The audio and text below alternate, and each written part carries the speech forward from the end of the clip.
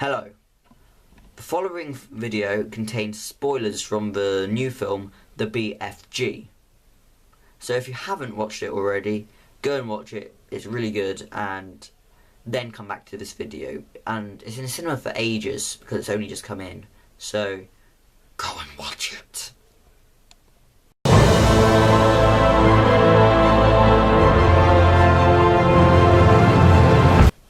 Hi YouTube, and welcome to a review for once. I don't really do reviews much on this channel, but today I feel I ought to.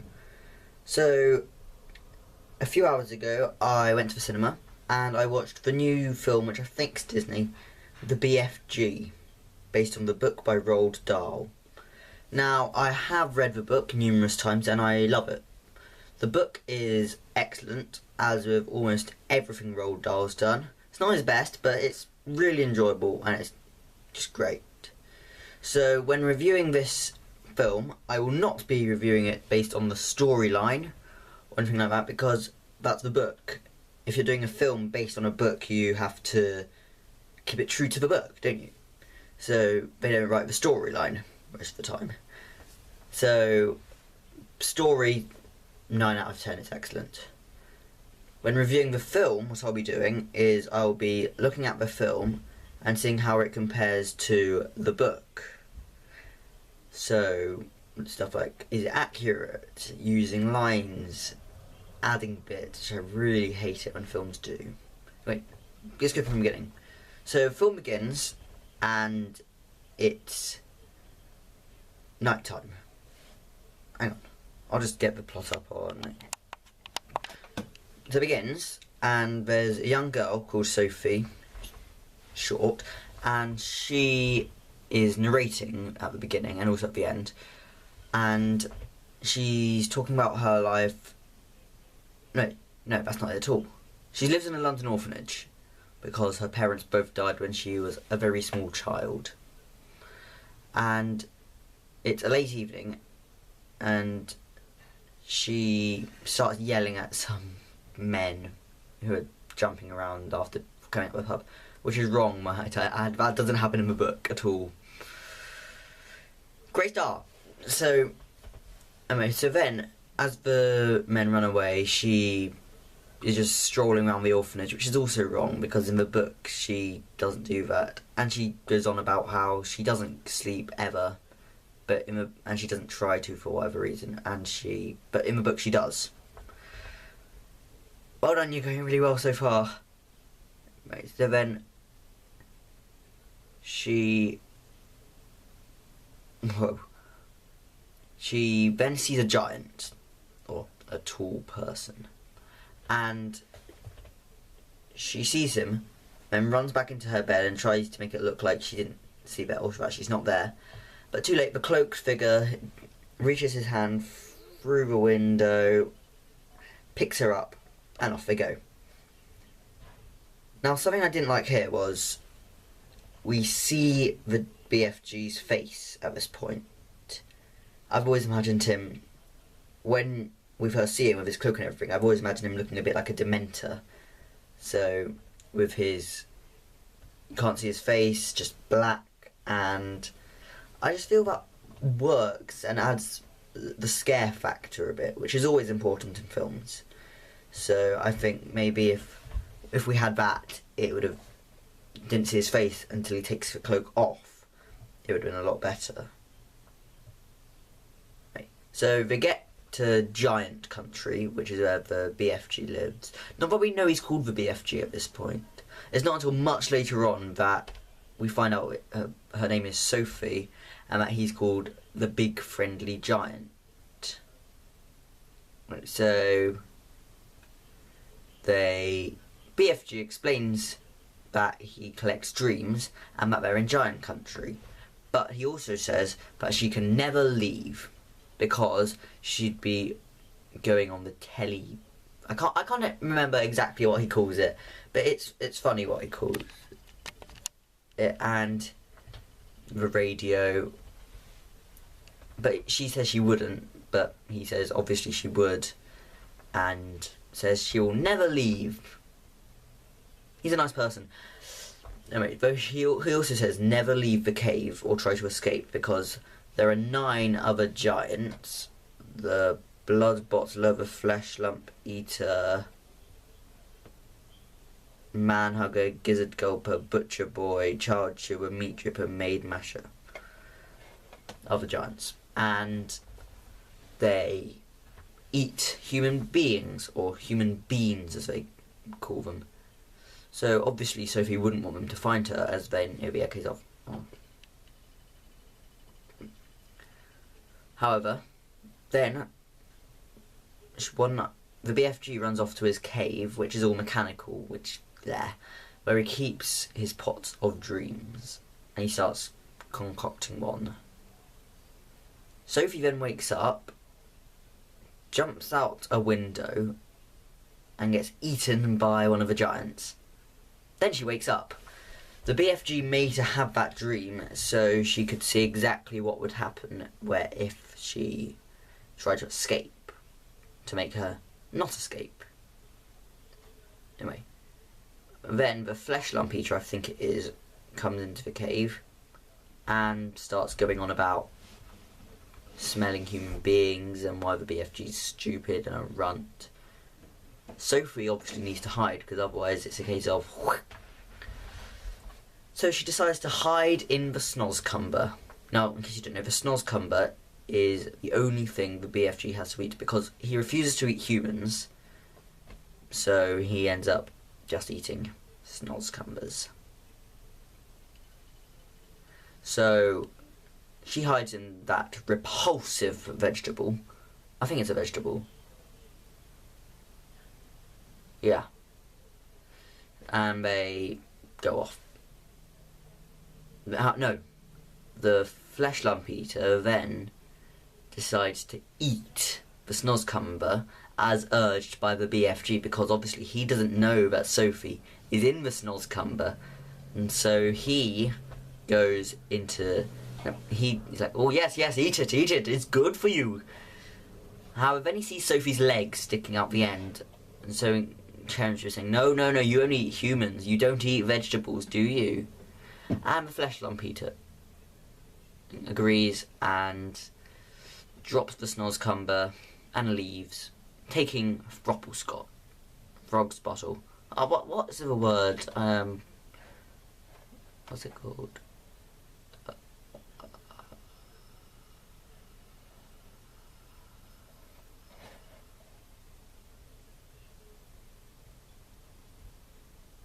Frobscottle. It's called Frobscottle. Alright, so then he shows what Frobscottle is and he drinks it, and it's basically makes you... The bubbles go down. I'm explaining this awfully. I'm really sorry, guys. I really should have written out what I was going to say. Okay, right. Frobscottle, bubbles go down, not up, and instead of making you burp, makes you fart. End of. Right, so then they go dream cat. Sophie gets cleaned up and gets some new clothes, including this velvet jacket, which makes the BFG all sad and tender and looking like he's remembering something that happened in the past, which adds some mystery to it. Then they go and get some dreams, one of which is Sophie's dream, because it's a thingy, it's a good dream, a rare one, which is a really good one, and it turns into Sophie for some reason. Yeah, never mind. So then, however, she leaves her blanket in giant country. I'm doing this terribly. I'm really sorry about this. So, I should have done it live, because then I wouldn't have any excuse. That's an idea. No, I need to stop. Okay then, so BFG's been attacked, gets thrown around by other giants, including being raced down a hill, and then they go to get the dreams. And so while they're getting the dreams, that bit happens. And then Sophie's lost her blanket, which she had with her, and it's been found by the giants. This is not a good thing because it would have her scent on it, so they'd be able to smell humans. And then after the BFG hears about this, he suddenly takes Sophie back to her orphanage, and basically the kid that owned that velvet jacket, that must have been left lying around or something, and he was basically best friends with the big friendly giant, and he was the one who gave him the name. And I don't like this bit, actually. I know it seems all emotional and heartwarming, but it's not in the book. It's wrong. But for the sake of the film, it's okay. For if we don't have the book at all, like, wipe that clear off, and you just have the film on its own, then it makes perfect sense. But just comparing it to the book, like the snores come a bit, he just is about to eat it, but doesn't. But in the actual book, the fleshlight he did. But in the book, it's the blood bottler. Sophie goes in her mouth and he spits her out. But anyway, so turns out something happened to this child, and he's unhappy. He's really. The BFG doesn't want to risk the life of anyone else. But then why would he steal Sophie in the first place? Because, in all honesty, who would listen to her about the giant or the big man? Because in the middle of the night, you don't have that. So, but it just doesn't make sense. So then she decides, though, that the BFG actually has these massive ears like that, but they're meant to be bigger. They're meant to be. But we don't get that, which is a shame because it loses the thing about Sophie writing in his ear half the time, which I find really nice. So she thinks that the BFG will still be able to hear her, and so she jumps off a balcony of the orphanage, but the BFG catches her, so it shows he still cares for her, and they go back to giant country together. She then goes into. The giants then enter the BFG's hut and start searching around for the human being, or human being, and Sophie hides in a room which turns out to be the bedroom of the child. And it involves a load of pictures of him and the BFG, which, at least the pictures of the BFG, were the original Quentin Blake drawings from the books of BFG, which is really nice. But I don't know where the pictures of the child came from. Maybe they added them or got Quentin Blake to draw them over the top. Who knows? But it was a really nice scene. So she then, in the same room, finds a picture of Queen Victoria, which shows how far back this child had been from, because obviously the BFG does say that he's as old as the Earth, probably. So she has this idea, once the giants are all gone and have completely destroyed the BFG's hut, including all his dreams, which is sad but inaccurate, she says, why not we go and get the Queen of England to help us? So they decide to make a dream of all the things which have happened, and it ends with a little girl called Sophie sitting on the Queen's, what's it called, windowsill, and then meeting the BFG. So they actually arrange that, so they blow the dream in and leave Sophie on the windowsill. So if that part of the dream is true and the BFG part's true, then as there was a newspaper which said for the Queen which said that people had gone missing, it all links together and the giants could be there. So we then get the Queen meeting the BFG, and they have something really funny moments, like Sophie had previously told the BFG, say, Your Majesty, I'm your humble servant. So the BFG says, Your Majesty, I am your humbug servant, which is funny. And a direct quote from the book, there was a lot of them, which was really good. They used proper quotes, because if you've got the quotes, you might as well use them. So they did, which was really nice. And so they have breakfast which involves the BFG smashing a chandelier and eating a load of egg and toast, and then introducing the Queen and everyone at court to frog scottle. Now imagine how this went. Everyone, including the corgis, fart. But I think they call it something else. In the book they call it whiz popping, but they don't make a reference to that in this book, in this film. So then they've got an idea, which is they send the army with they're asking the BFG where Giant Country is, so they get out a map. So let's just say this is the map, and say UK around here, Russia around here. It's just, where is Giant Country?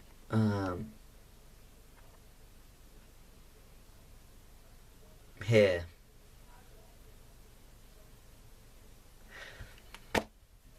So, sorry. He goes and they go to Giant Country, they follow the BFG there, and they pick up all the giants after the BFG blows them a truly horrid dream. And that dream is enough to weaken them, and they all get to be captured by the army and taken to an island where they're given snozzcumbers and snozzcumber seeds. Now, I don't like this bit, actually, because I know for some reason they don't like water in the film, but if somehow they learnt to swim, for instance, they're getting out of there, and what happens in the book is they take them to London and they build a massive pit and chuck them all in there, and a load of people will accidentally trip in and get eaten. But they're under guard, so they are able to be seen. But in this, they've just given them another island with a load of snozzcumbers, yes, which isn't the nicest thing ever, but they could, in theory, escape. They just need to tackle their fear of water, and then they're out of there. And then the entire thing starts again. The human's going to be killed again. Oh dear. So, that just wasn't that good. I mean, so then Sophie gets a home at the palace, which didn't look like Buckingham Palace at all. It wasn't Buckingham Palace.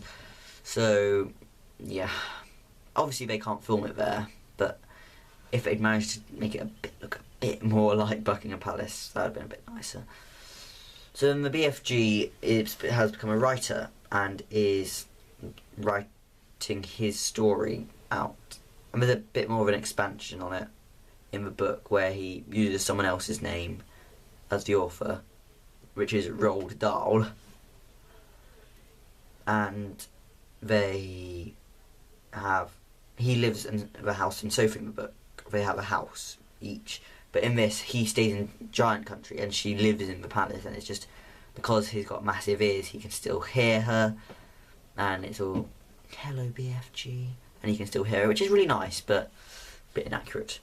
So, I know this review has been absolute rubbish, but I think, yes, there are a lot of changes to the book, which, if anyone knows me, that always really bugs me when things are changed. If doing a film adaptation of something, I can't think of one off the top of my head right now, but Atlantis is an example. Merlin, which I do really enjoy. I love Merlin, but some of the stuff in it does bug me a bit.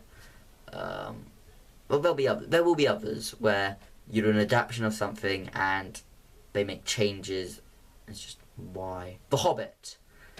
I do like the Hobbit films, but the changes in that do really annoy me. But despite the changes, it's true to the story. The positives do outweigh the negatives. It's true to the story, which means, like, the story is the same. They don't change something where, in actual fact, a giant escaped or Sophie gets eaten or something like that. It's the same plot with bits added. They use lines from the actual book, and they have Quentin Blake. So, in the end, it is an excellent film. it's really enjoyable. So I'd say 7 out of 10, because that means I'd encourage you to watch it, and I think it is really good. And there's probably loads of Roald Dahl adaptations out there into films.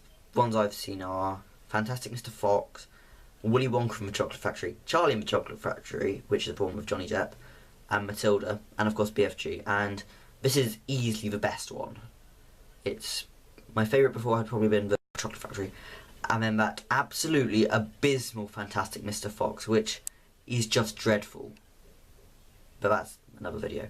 So, yeah, I'd encourage you to watch it, because despite I have been complaining quite a bit throughout this, it's really enjoyable, and it's just a really nice film. And it's true to the story, which is always good. The added bits, some of them actually do work. So, yeah. Thanks for watching.